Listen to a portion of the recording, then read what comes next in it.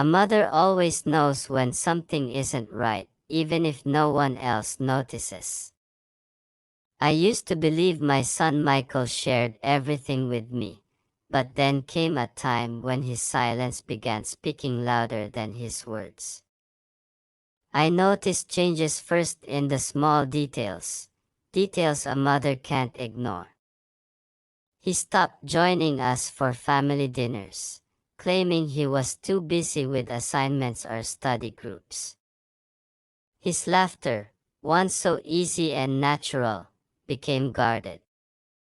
His eyes rarely met mine when I asked how his day had gone, as if he feared a single glance would betray what he was hiding. 81st, I convinced myself it was just the normal shift of adulthood, a young man carving out his independence.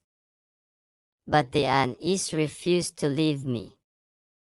I saw the way Emily, his girlfriend, started keeping her distance too. She used to come over, sit in the kitchen with me, talk about her plans, share her little joys. Now she barely spoke when she visited, offering polite smiles but no warmth. Something had changed between them, though neither wanted to admit it. I turned to my husband, David, for reassurance. He brushed it off, saying I was being too protective, that Michael was simply growing up and managing his own life. His tone carried the same dismissal he often used when I worried too much. But a mother's intuition cannot be dismissed so easily. Every small inconsistency in Michael's stories added fuel to my suspicion. One night he said he was heading to the library, but when I checked later, I found a receipt in his jacket pocket from a cafe across town, time-stamped exactly when he was supposedly studying. Still, I wanted to believe in him. I wanted to trust that my son wasn't hiding something from me. But then there were the moments I couldn't explain. A perfume clung faintly to his hoodie one evening, one that didn't belong to Emily. I knew Emily's scent. I had hugged her countless times, and this was not it. Another evening, I caught him slipping his phone out of sight the moment I walked into the living room, as though my presence was a threat. I told myself I might be imagining things, letting fear grow into paranoia, until the day his phone buzzed while he was in the shower. The screen lit up, and despite knowing I shouldn't, my eyes drifted toward it. A single message appeared, and those words pierced me like ice. I can't wait to see you again tonight. Don't let her find out. My breath caught. I didn't want to believe it, but I couldn't unsee those words. I told myself maybe it was a friend, maybe it was innocent, but deep down I knew the truth was far darker. 4 days after, I carried the weight of that message like a stone pressing on my chest. I tried to act normal, to prepare dinners, to smile when Emily came by, but inside I was unraveling. Every glance at my son reminded me of the secret he was keeping, and every word from Emily's hopeful voice made me ache with guilt. I found myself replaying every moment of his childhood, wondering where I had gone wrong, how the boy who once clung to me with innocent honesty could now weave such careful lies. In my turmoil, I confided in Rachel, my closest friend. She listened quietly, and when I finished, she sighed with a sadness that told me she had once stood where I stood. She warned me not to ignore the signs, not to let love blind me from the truth.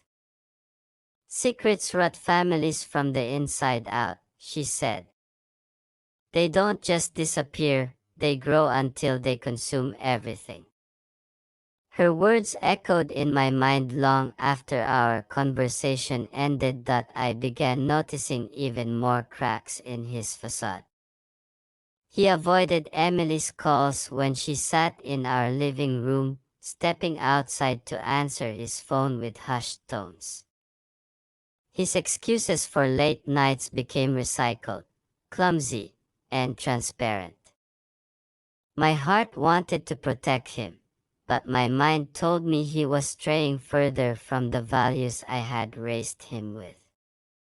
Every time Emily's trusting eyes met mine, I felt like a traitor for staying silent. The tension inside me grew unbearable. Nights were the hardest. I lay awake beside David, who slept soundly, oblivious to the storm raging in me.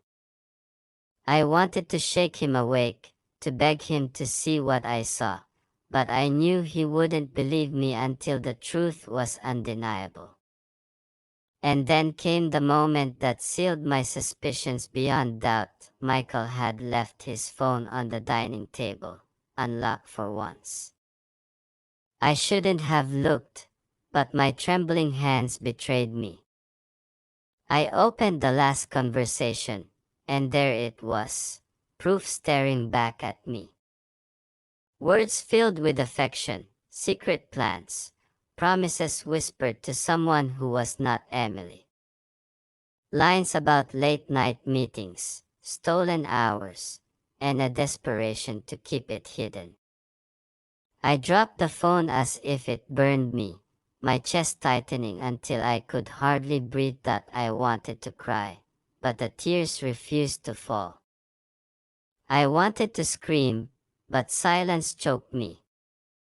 All I could do was sit there in the dim light of the dining room, listening to the clock tick while my heart splintered piece by piece.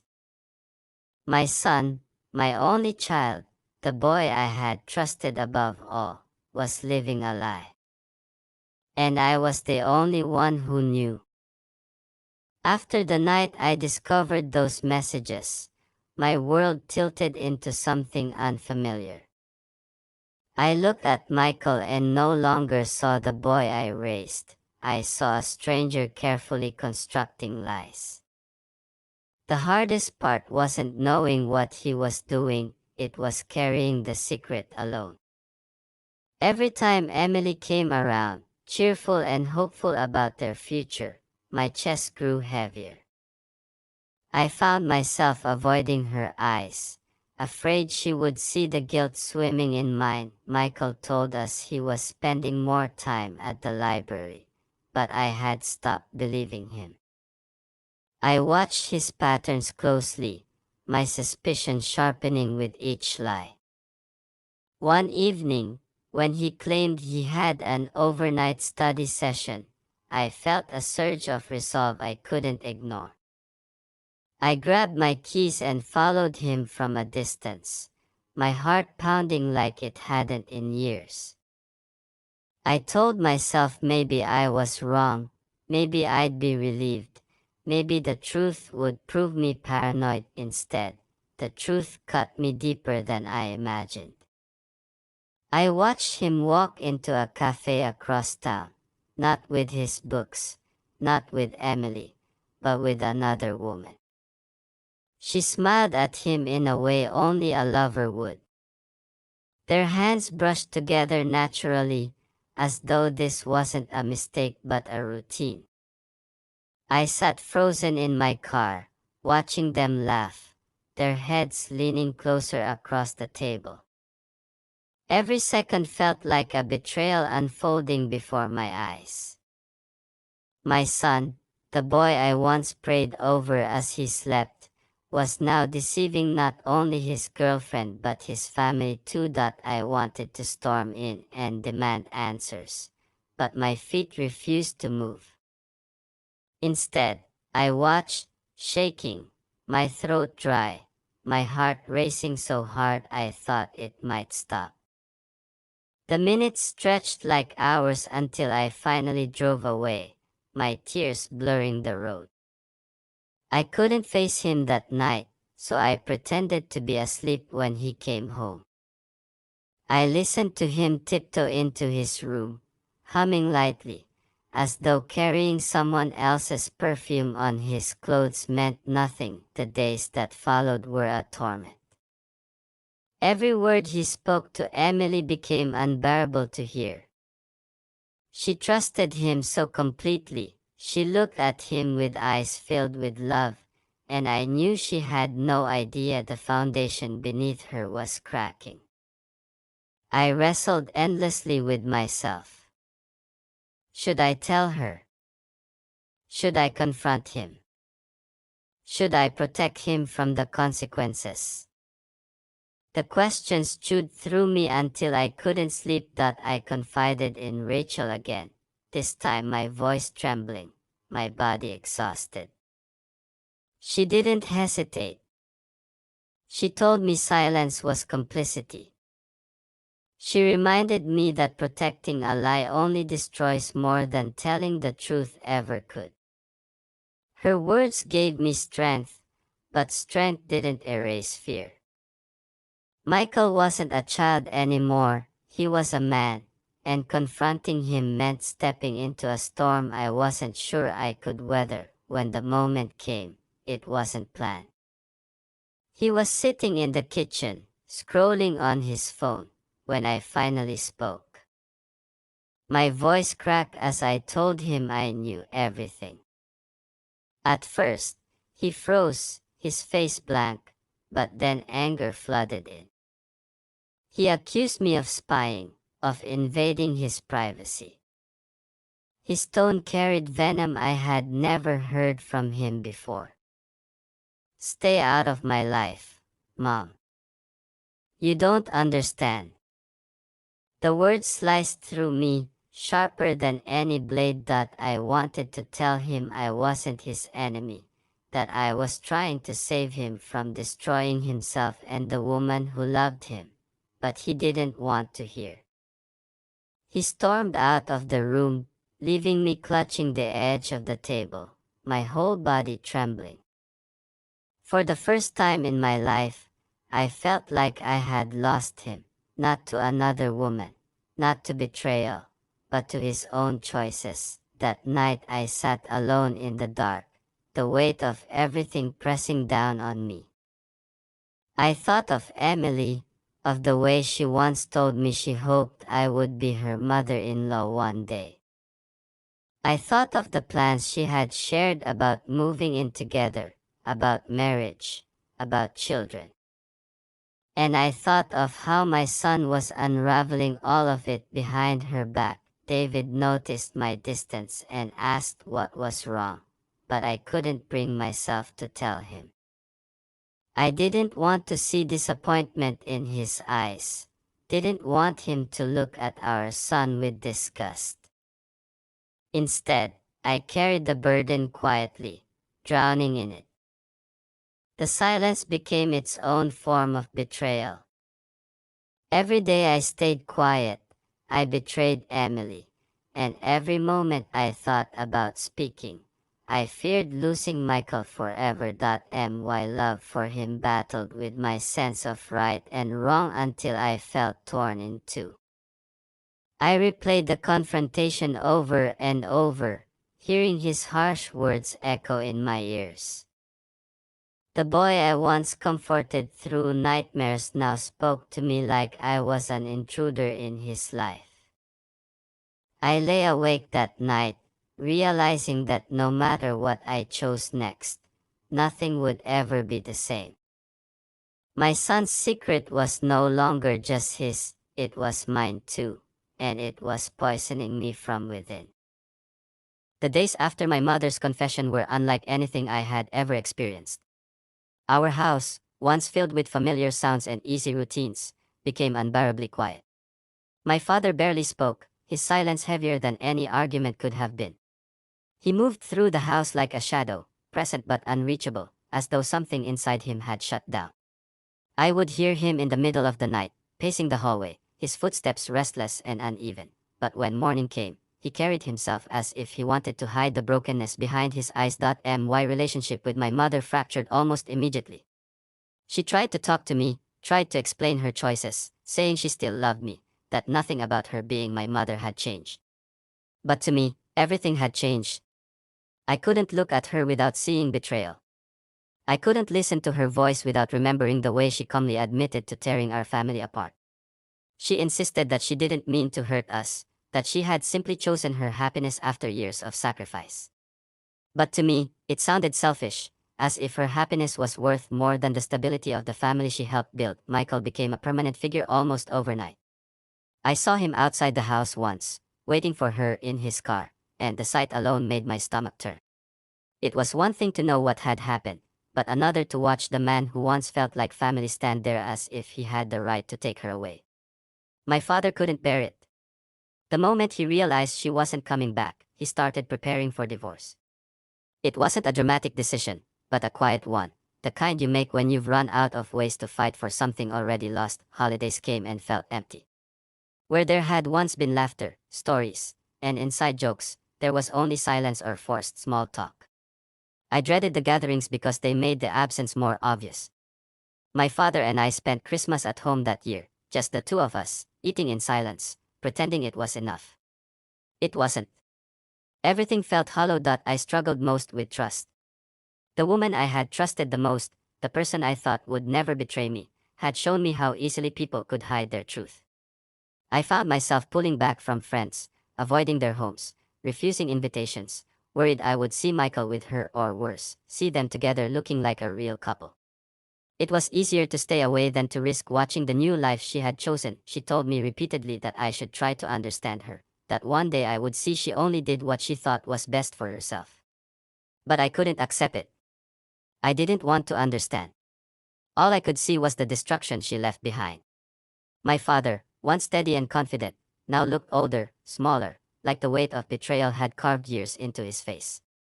And I, caught between them, felt like I was standing on a line that didn't exist anymore, forced to choose but unwilling to take a side. Time didn't heal the wounds, it only reminded us of them. Every milestone carried the shadow of her absence. Birthdays felt incomplete.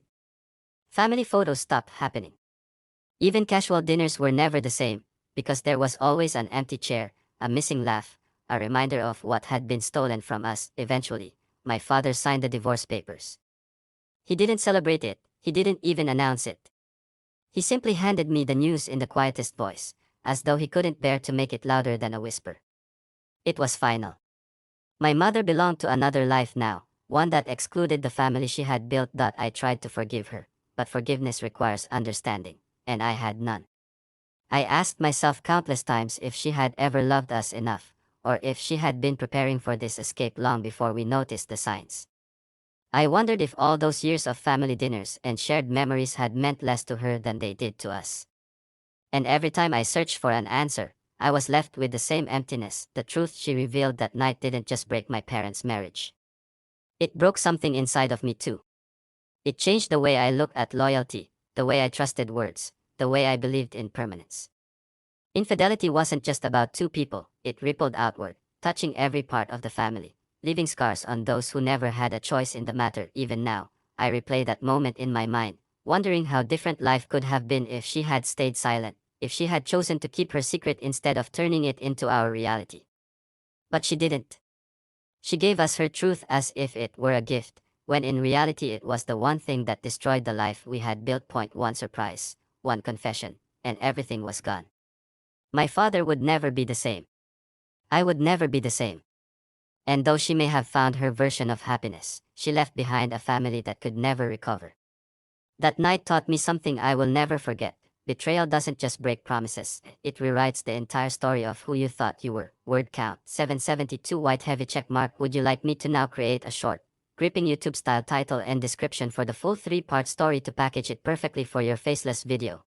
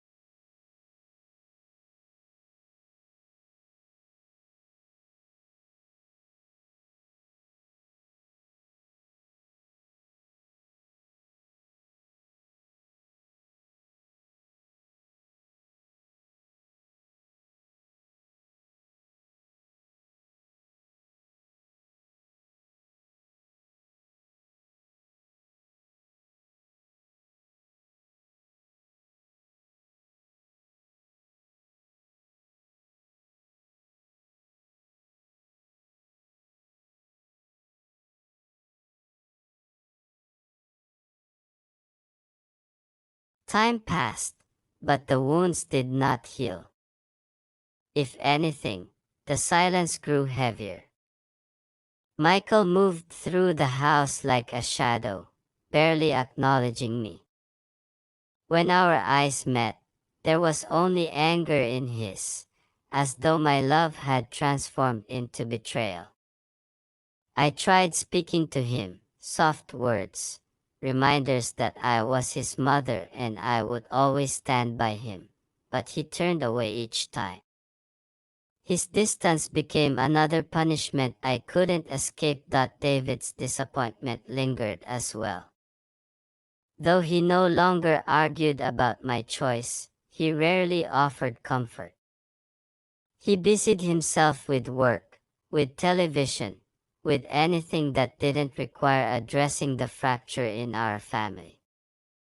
The once warm evenings had turned into nights of silence, three people sharing a house but living entirely apart. I could feel the life draining from the home I had built, replaced by walls no one dared break down. Emily disappeared completely. She didn't call, didn't visit, didn't ask questions. Her absence left a hollow ache inside me. I thought of her often, wondering how she was healing, whether she had told her family, whether she hated me for being the bearer of the truth. Sometimes I imagined her starting over, finding someone worthy of her loyalty, someone who would not betray her. Other times I wondered if she still thought of Michael, if she missed him despite everything. Those thoughts haunted me most, because I knew how cruel love can be when it binds you to someone undeserving. Michael's life outside the house began to show cracks too. He stopped bringing friends around, his moods darkened, and his future plans faded into silence. I heard him pacing late at night, slamming drawers, sometimes shouting into the phone before cutting the conversation short. I longed to step in, to guide him, but every attempt was met with hostility. My presence, once his comfort, had become a reminder of the truth he wished to ignore. I started questioning myself. Had I acted too soon? Should I have waited, given him a chance to confess on his own? Should I have stayed silent and let Emily discover it in her own time? These questions played over in my head until I doubted everything.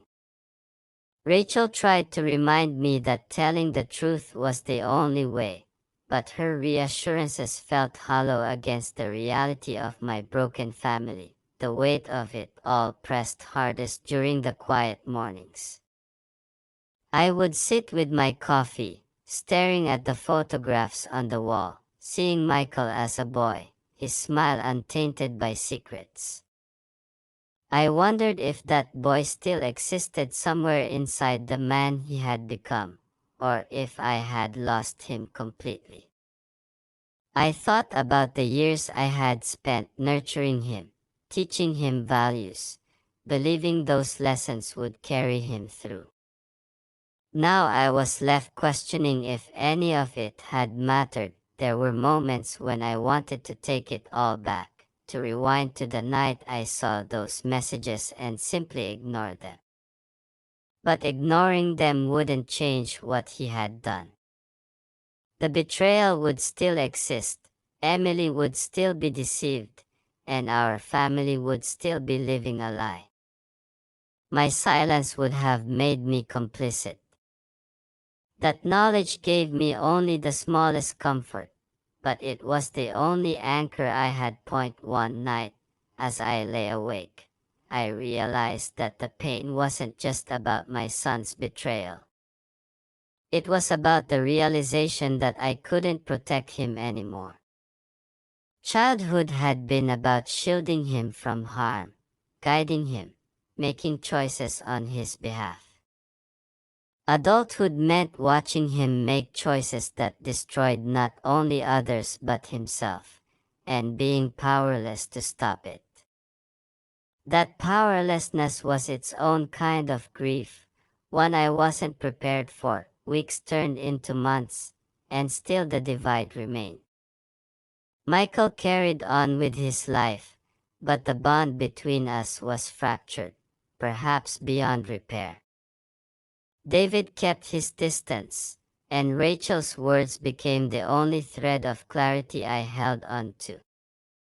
She reminded me that families survive storms, even if they emerge changed.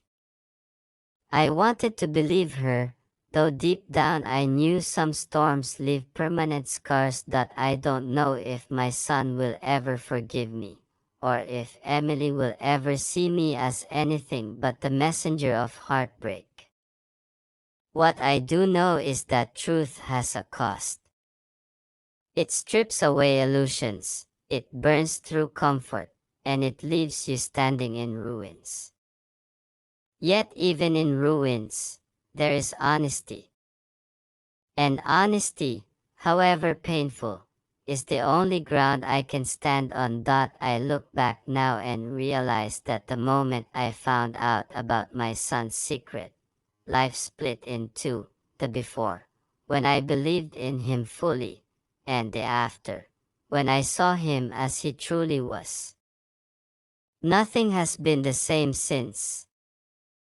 I may have lost his trust, his warmth, and the family I thought was unshakable, but I held on to one thing, the courage to face the truth. Because in the end, even when truth destroys, it is the only thing that remains.